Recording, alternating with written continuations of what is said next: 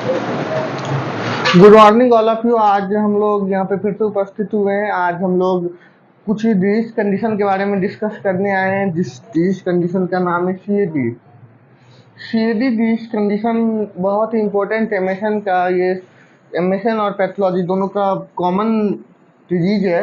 ये बहुत सारे पर्सन में भी हमें देखने को मिलता है। आज हम लोग उसके बारे में पढ़ने आए, तो चलिए स्टार्ट करते हैं। आज सीडी यहाँ पे मैंने कुछ लिखा हुआ है, तो आज मैं उसे आप लोग को समझाऊंगा। सीएडी क्या है? Coronary artery disease. जब हमारे कॉर्नरी जब जब CAD is defined as accumulation of fatty substance in the innermost layer of coronary artery। जब फैटी सब्सटेंस accumulation होता है innermost layer of coronary artery में, तो हमें कौन सा डिजीज देखने को मिलता है? तो हमें सीएडी कंडीशन देखने को मिलता है। सीएडी का कंडीशन देखने को मिलता है, इसी डिजीज को हम सीएडी कहते हैं। सीएडी का एक बार और डिफिनेशन हम आप लोग को बताते हैं। CAD is defined as accumulation of fatty substance in the inner most layer of coronary artery. तो डिफिनेशन आप लोग का क्लियर हो जाएगा। सीएडी एक कॉमन डिजीज है जो कि बहुत सारे पर्सन में देखा जाता है। जब हार्ट के कोरोनरी आर्टरी में एक्यूमुलेशन हो जाता है, तो हमें सीएडी कंडीशन देखने को मिलता है।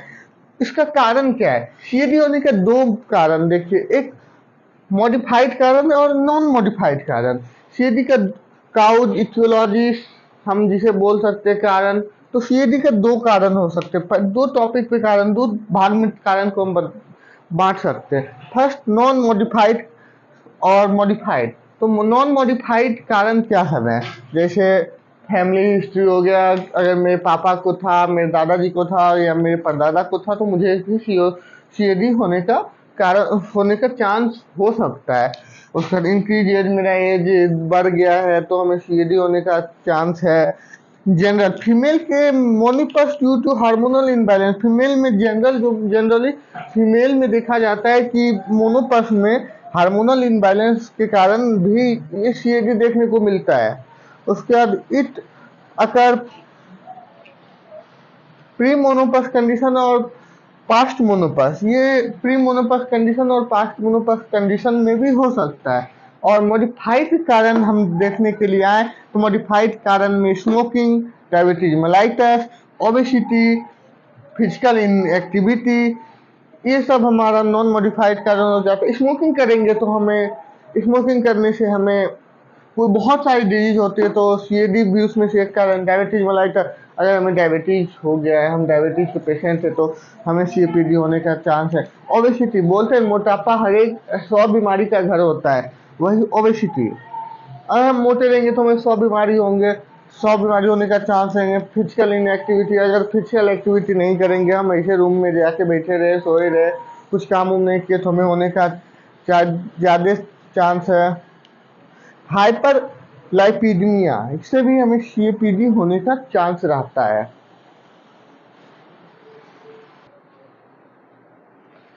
चलिए अब हम फिर से यहाँ पे अब देखते हैं साइन और सिम्टम्स क्या होगा सीएडी का।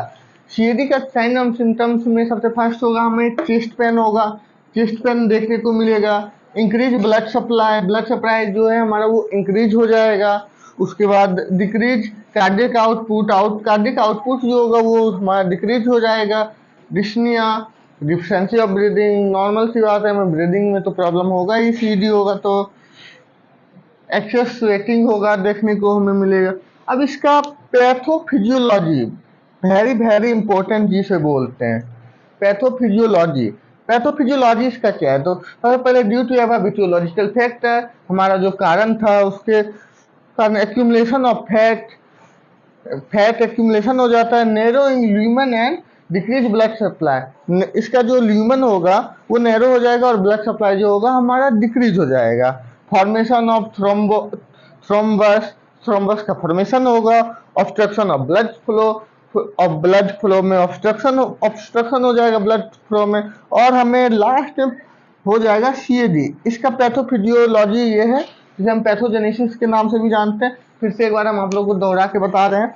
ड्यू टू एबाबिटियोलॉजिकल factor, accumulation of fat, narrowing lumen and decreased blood supply, formation of thrombus, obstruction of blood flow, produce CAD। इसके बाद एज ए नर्स हम क्या डायग्नोसिस करेंगे? तो सबसे पहले हम हिस्ट्री कलेक्शन करेंगे। किसी भी पेशेंट का कोई भी डिजीज कंडीशन हो, उसमें दो कॉमन टेस्ट होता है, दो डायग्नोसिस कॉमन होता है। First history collection, second physical examination. तो सबसे पहले हम लोग पेशेंट का हिस्ट्री कलेक्शन करेंगे, फिजिकल एग्जामिनेशन करेंगे। ईसीजी कर पेशेंट को ईसीजी कराने के लिए बोलेंगे। Increase cholesterol and sugar level check करेंगे, कहीं पेशेंट का कोलेस्ट्रॉल एंड शुगर लेवल तो इंक्रीज नहीं है। उसके बाद डोपाल टेस्ट होता है। उसके बाद ब्लड टेस्ट में CBC, WBC, RBC सारा टेस्ट करवाएंगे। अब हम बात करेंगे कि इसमें मैनेजमेंट हम क्या करेंगे। इसमें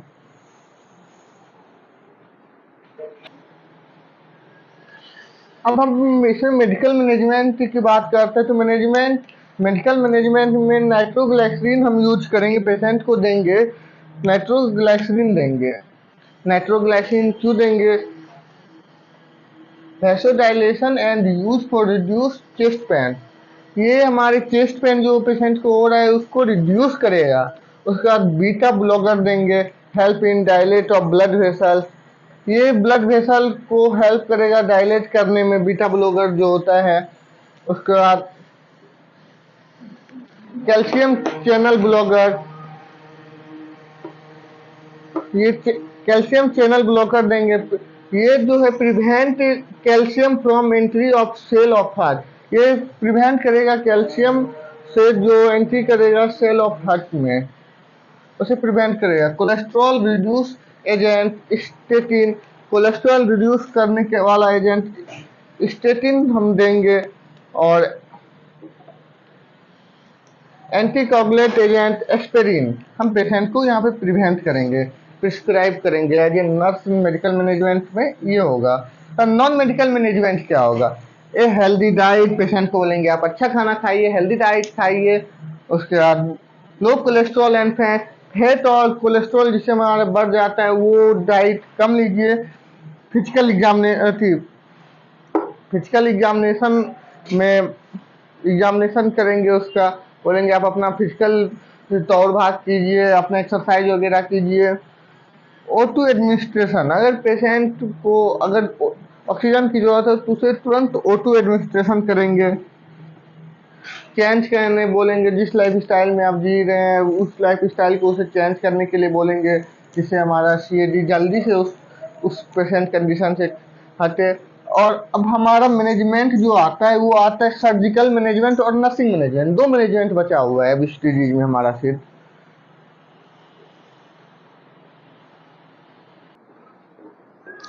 अब हम सर्जिकल मैनेजमेंट और नर्सिंग मैनेजमेंट, दो मैनेजमेंट हमारा लास्ट इसमें बचा हुआ है इस डिजीज कंडीशन में। तो सर्जिकल मैनेजमेंट में हम क्या करवाएंगे? कॉर्नरी एंजियोप्लास्टी हम करवाएंगे सर्जिकल मैनेजमेंट में।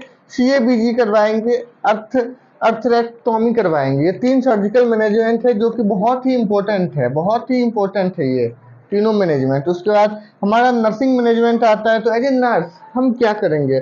तो हम एवॉइड, पेशेंट को बोलेंगे avoid fatty acid, reduce cholesterol level, control diabetes, control BP, avoid smoking, और भी बहुत सारा लिख सकते हैं। जैसे psychological support, provide comfortable position, suggest to regular exercise, psychological support इत्यादि सब बहुत ही अच्छा है। और इसके साथ हमारा ये डिजीज कंडीशन यहीं पे ख़त्म होता है। तो आप लोग को ये वीडियो कैसा लगा? आप लोग को अच्छा लगा तो आप लोग लाइक कीजिए। और आपको लाइक करने से कुछ नहीं मिलता, लेकिन हमें अगले वीडियो बनाने में इससे मोटिवेट मिलता है, इसलिए आप लोग लाइक ज़रूर करें। Thank you for watching this video.